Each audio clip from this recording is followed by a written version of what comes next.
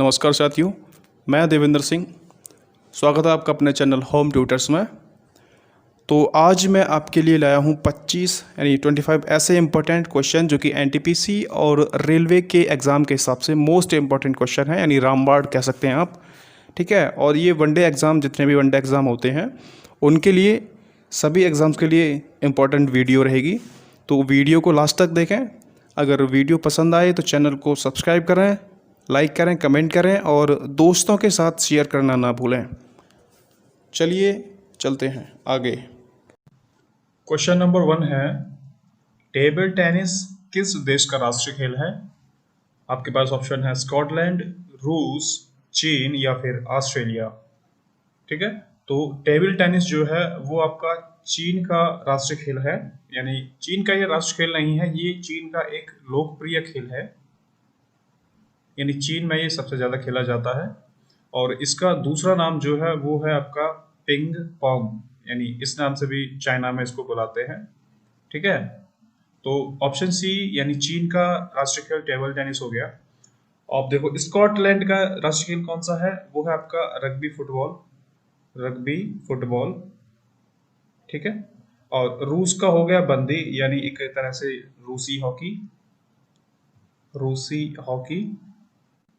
Question number 2, नौटंकी किस राज्य का एक लोक नृत्य है? ठीक है, नौटंकी कहाँ का लोक नृत्य है ये आपको बताना है क्वेश्चन में। ऑप्शन आपके पास हरियाणा, केरल, राजस्थान या फिर मध्य प्रदेश। तो देखो, नौटंकी जो है ये वास्तव में तो यूपी का एक लोक नृत्य है। अगर ऑप्शन में यूपी नहीं है तो ये कहाँ का लोक नृत्य होगा? तो वो होगा आपका राजस्थान का।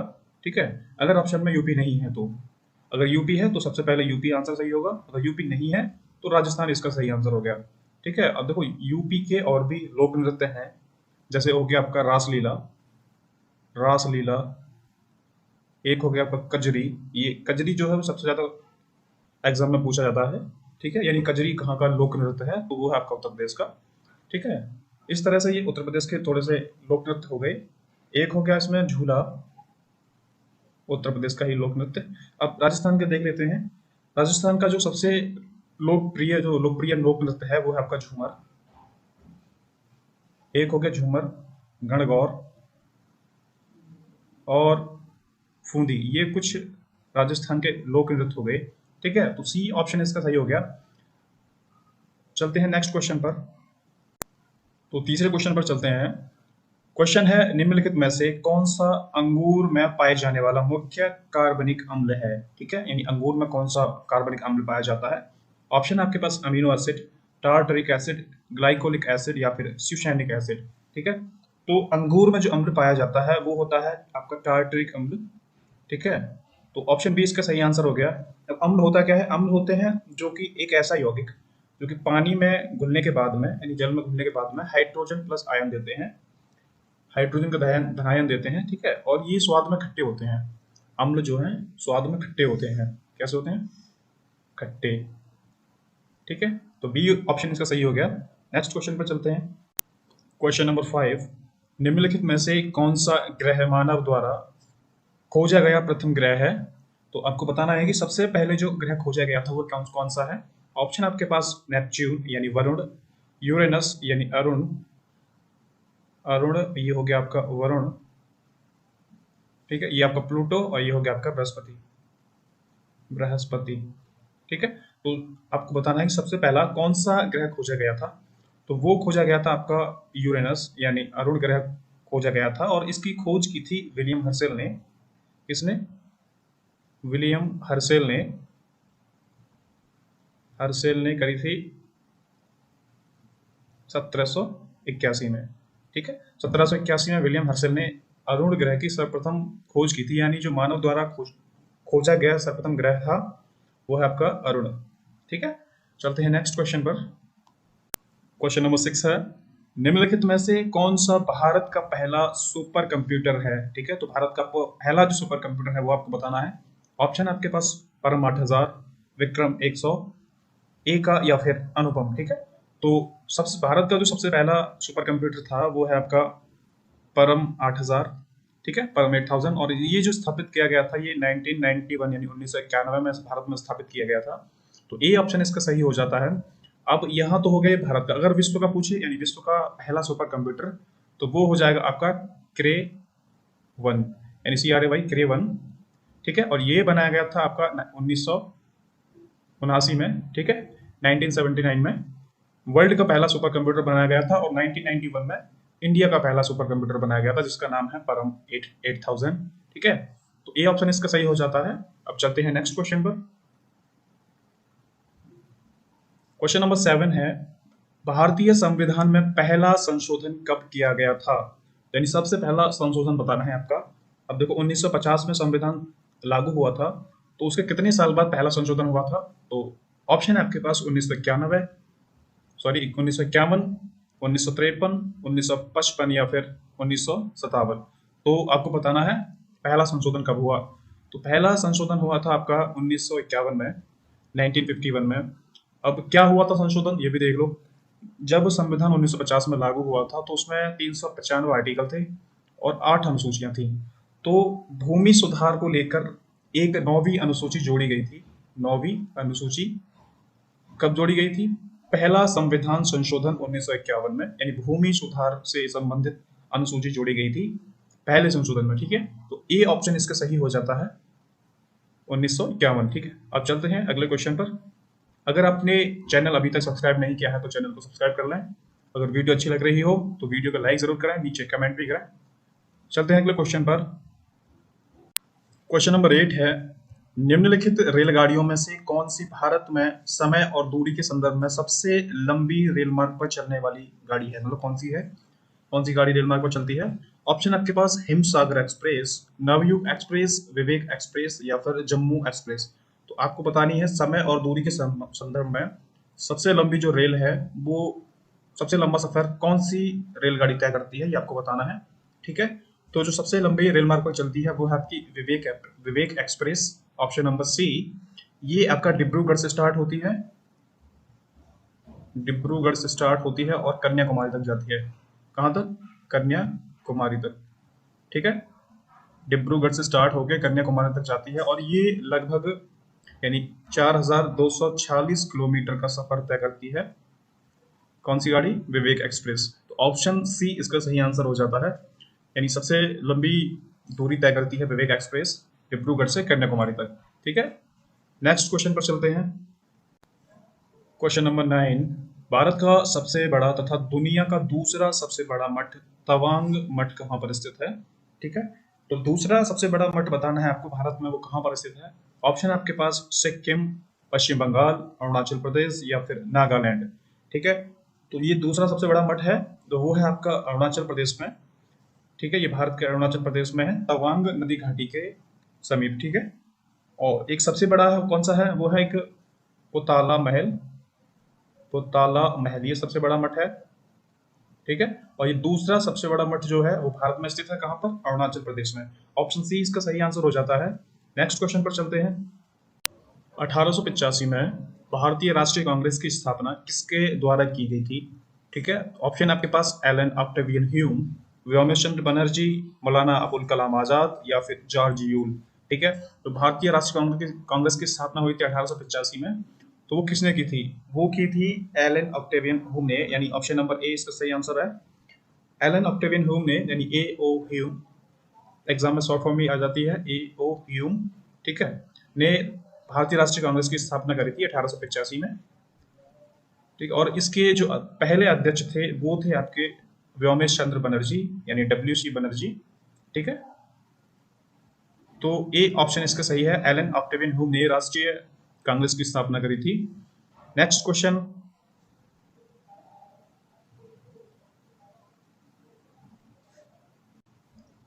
क्वेश्चन नंबर 11, ट्रोजन एक का प्रकार है, यानी इनमें से ट्रोजन किसका प्रकार है? ऑप्शन आपके पास कंप्यूटर भाषा का, मालवेयर, ऑपरेटिंग सिस्टम या फिर कंप्यूटर पेरिफेरल का, ठीक है। तो ट्रोजन क्या है ये आपको बताना है। तो ट्रोजन एक प्रकार का मालवेयर है, यानी बी ऑप्शन है इसका सही हो। या ये एक प्रकार का मालवेयर है जो हैकर्स द्वारा आपके कंप्यूटर में इंस्टॉल किया जाता है, और जो भी आपका पर्सनल डेटा होता है ये उसको हैक कर सकते हैं हैकर्स द्वारा, ठीक है। तो ये एक तरह का मालवेयर है, यानी एक तरह का वायरस ही समझो इसको, एक तरह का वायरस है। क्योंकि हैकर्स द्वारा आपके कंप्यूटर में इंस्टॉल किया जाता है। तो बी ऑप्शन इसका सही हो गया, मालवेयर। ठीक है, यहाँ थोड़ा सा प्रिंटिंग मिस्टेक हो गई है, टाइपिंग मिस्टेक। बी ऑप्शन इसका सही हो गया। नेक्स्ट क्वेश्चन पर चलते हैं। क्वेश्चन नंबर 12, निम्नलिखित में से कौन सी आकाशगंगा मिल्की वे के सबसे करीब है? यानी ब्रह्मांड में कई सारी आकाशगंगा हैं, ये तो आपको पता है। ठीक है, तो मिल्की वे के सबसे पास जो है वो आपको बतानी है। ऑप्शन है आपके पास whirlpool, cigar galaxy, Andromeda galaxy या फिर टैडपोल गैलेक्सी। तो आपको सबसे पहले तो ये पता होना चाहिए कि जो पृथ्वी, हमारी पृथ्वी है, वो किस आकाशगंगा में स्थित है। ठीक है, तो हमारी पृथ्वी जो है वो मिल्की वे आकाशगंगा में स्थित है। ठीक है, अब आपको इसी के पास वाली आकाशगंगा बतानी है कि वो कौन सी है। तो वो है आपकी एंड्रोमेडा गैलेक्सी, यानी ये मिल्की वे के सबसे पास वाली आकाशगंगा है। ठीक है, और ये सर्पिलाकार मंदाकिनी है। तो सी ऑप्शन इसका सही हो गया, एंड्रोमेडा गैलेक्सी। ठीक है, और हमारी पृथ्वी है मिल्की वे में, और सबसे पास वाली होगी मिल्की वे की एंड्रोमेडा गैलेक्सी। ऑप्शन सी इसका सही आंसर हो जाता है। नेक्स्ट क्वेश्चन, क्वेश्चन नंबर 13, नेत्र गोलक को नियंत्रित करने के लिए कितनी मांसपेशियों का इस्तेमाल किया जाता है? यानी नेत्र में जो गोलक होता है तो कितनी मांसपेशियों द्वारा उसका संचालन होता है? ऑप्शन है आपके पास 5, 4, 6 या फिर 7। तो नेत्र गोलक 6 मांसपेशियों द्वारा संचालित होता है। अब ये मांसपेशियां हैं कौन कौन सी? तो इधर ये फोटो है, इसमें ये सारी मांसपेशियां, 6 मांसपेशियां हैं, इन्हीं के द्वारा नेत्र गोलक को संचालित किया जाता है। ठीक है, सी ऑप्शन इसका सही हो जाता है। अगले क्वेश्चन पर चलते हैं। क्वेश्चन नंबर 14, निम्नलिखित में से किसका प्रयोग पानी की स्थायी कठोरता को दूर करने के लिए किया जा सकता है? ठीक है, यानी पानी में जो स्थायी कठोरता होती है उसको किस प्रकार से दूर किया जा सकता है? तो सबसे पहले तो ये जान लेते हैं कि पानी में स्थायी कठोरता होती क्यों है, यानी किन कारणों से होती है। तो जल में कैल्शियम और मैग्नीशियम के बाइकार्बोनेट, कैल्शियम और मैग्नीशियम के बाइकार्बोनेट घुले रहने के कारण जल में स्थायी कठोरता होती है। ठीक है, अब इसको कैसे दूर किया जा सकता है तो आपको बताना है। तो आपके पास ऑप्शन है सोडियम कार्बोनेट मिला के, पोटेशियम परमैंगनेट द्वारा, क्लोरीन या फिर एलन द्वारा। तो स्थायी कठोरता सोडियम कार्बोनेट द्वारा दूर की जा सकती है, यानी CaCO3, इसका ये रासायनिक सूत्र हो गया सोडियम कार्बोनेट का। तो ए ऑप्शन इसका सही हो जाता है। नेक्स्ट क्वेश्चन पर चलते हैं। पोलो के पारंपरिक खेल में प्रत्येक टीम में कितने खिलाड़ी होते हैं? यानी पोलो में कितने प्लेयर होते हैं? ऑप्शन है आपके पास 4, 5, 6 या फिर 11।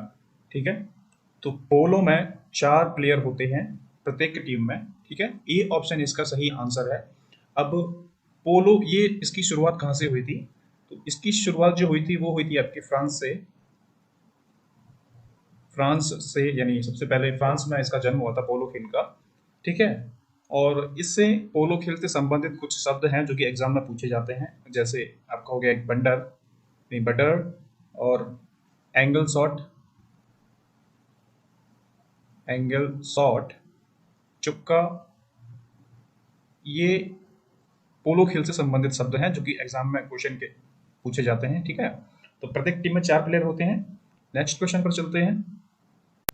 क्वेश्चन है, मानव मस्तिष्क का वजन कितना होता है? ऑप्शन आपके पास शरीर के कुल वजन का लगभग 2%, शरीर के कुल वजन का लगभग 8%, या फिर कुल वजन का 12% या फिर 15%। ठीक है, तो आपको बताना है कि मस्तिष्क का वजन कितना होता है।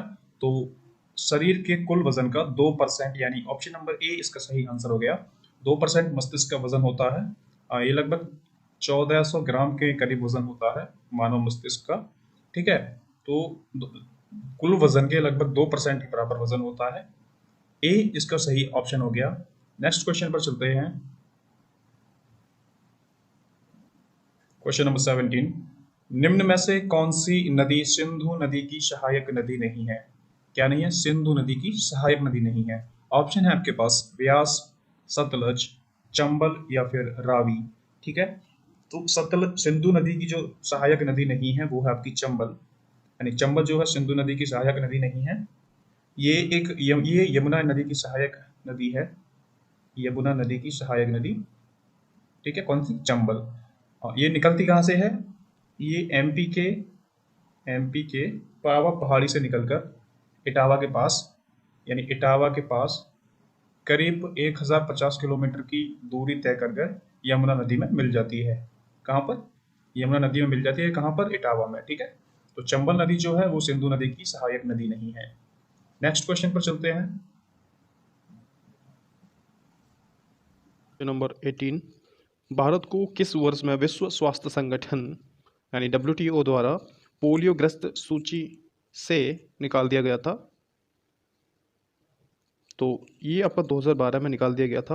होता क्या है कि जब किसी देश में 3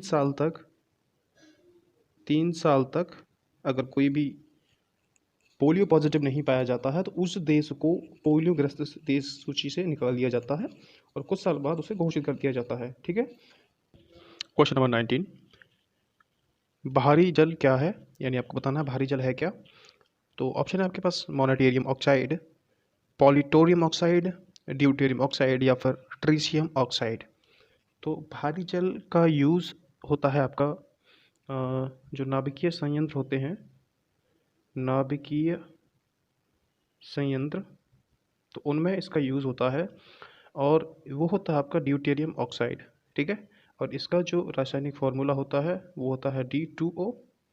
ठीक है, क्वेश्चन नंबर 20, उच्चतम न्यायालय के न्यायाधीश की सेवानिवृत्ति की आयु है, मतलब कितनी आयु है आपको ये बताना है कि कब रिटायर होते हैं। तो ऑप्शन आपके पास 62 वर्ष, 65 वर्ष, 58 वर्ष या फिर 60 वर्ष। तो सुप्रीम कोर्ट के जो जज हैं उनकी जो सेवानिवृत्ति आयु है वो है आपकी 65 वर्ष, यानी बी ऑप्शन इसका सही है। तो 65 वर्ष की आयु में ये सेवानिवृत्त हो जाते हैं। और एक क्वेश्चन ये भी बनता है सुप्रीम कोर्ट के न्यायाधीश को लेकर कि वर्तमान में सुप्रीम कोर्ट में कितने न्यायाधीश हैं। ठीक है, तो पहले ये 31 थे, लेकिन वर्तमान में 24 हैं मुख्य न्यायाधीश, 34 हैं मुख्य न्यायाधीश को मिला के। ठीक है, 34 मुख्य न्यायाधीश हैं उच्चतम न्यायालय में और जिनकी सेवानिवृत्ति आयु होती है 65 वर्ष। ठीक है, तो बी ऑप्शन इसका सही आंसर हो गया। नेक्स्ट क्वेश्चन पर चलते हैं। क्वेश्चन नंबर 21, वायु दाब को मापने के यंत्र को क्या कहते हैं। ठीक है, यानी वायु दाब किस यंत्र से मापा जाता है। ऑप्शन है अमीनोमीटर, बैरोमीटर, हाइग्रोमीटर या फिर थर्मोमीटर। ठीक है, तो वायु दाब से वायुमंडल का दाब मापा जाता है, तो ये बात तो सब आप लोगों को पता है। तो वो मापा जाता है बैरोमीटर से। ठीक है, इससे बैरोमीटर से, यानी बी ऑप्शन इसका सही आंसर है। अब बैरोमीटर में होता क्या है, बैरोमीटर में पानी, हवा होगी या फिर पारे यानी पारा का यूज़ होता है बैरोमीटर में। ठीक है, और एक क्वेश्चन ये भी बनता है कि वायु दाब जो बैरोमीटर है, बैरोमीटर का आविष्कार किसने किया था। तो वह किया था इवान गैलिस्टा टॉरिसेली ने, यानी ई टॉरिसेली। ठीक है, इवान गैलिस्टा टॉरिसेली ने बैरोमीटर का आविष्कार किया था। ठीक है, तो बी ऑप्शन इसका सही आंसर हो जाता है। नेक्स्ट क्वेश्चन, क्वेश्चन नंबर 22, ठोस कार्बन डाइऑक्साइड को क्या कहते हैं। ऑप्शन आपके पास हाइपो, बोरैक्स, फिटकरी या फिर सूखी बर्फ। तो ठोस कार्बन डाइऑक्साइड को हम सूखी बर्फ भी कहते हैं। ये एक तरह से सूखी बर्फ होती है, इसको ना तो खा सकते हैं, इसको खा भी नहीं सकते अगर, और इसको कपड़ों पे डालें तो इससे जो कपड़े हैं वो भी नहीं भीगते। ठीक है, यानी एक शुष्क बर्फ होती है, सूखी बर्फ। डी ऑप्शन इसका सही हो गया, यानी ठोस कार्बन डाइऑक्साइड को हम सूखी बर्फ भी कहते हैं। ठीक है, नेक्स्ट क्वेश्चन, क्वेश्चन नंबर 23, खाना बनाने वाले बर्तनों में निम्नलिखित में से क्या नॉन स्टिक कोटिंग के लिए प्रयोग किया जाता है।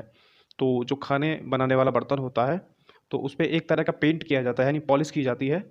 तो वो आपको बतानी है वो किस चीज़ से की जाती है जिसपे कि खाना चिपकता नहीं है, जलता नहीं है। ठीक है, तो ऑप्शन है आपके पास पर्सपेक्स, स्टाइफोरम, पॉलिस्ट्राइन या फिर टेफलॉन। ठीक है, तो वो जो कोटिंग करी जाती है वो करी जाती है आपकी टेफलॉन से।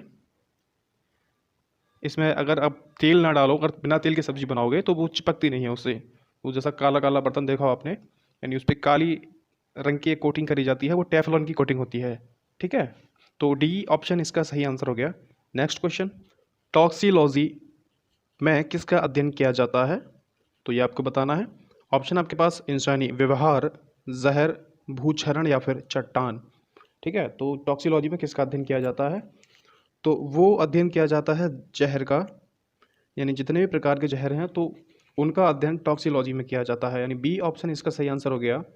ठीक है, नेक्स्ट क्वेश्चन पर चलते हैं। क्वेश्चन नंबर 25, भारत में श्वेत क्रांति का जनक किसे जाना जाता है? श्वेत क्रांति का जनक किसे जाना जाता है भारत में? तो ऑप्शन है आपका तात्या साहेब कोर, कुरियन चाको, वर्गीस कुरियन या फिर विश्वास नारायण पाटिल। ठीक है, तो सबसे पहले तो ये जान लो कि श्वेत क्रांति है क्या। श्वेत क्रांति का जो मतलब है वो दुग्ध उत्पादन से है, दुग्ध उत्पादन।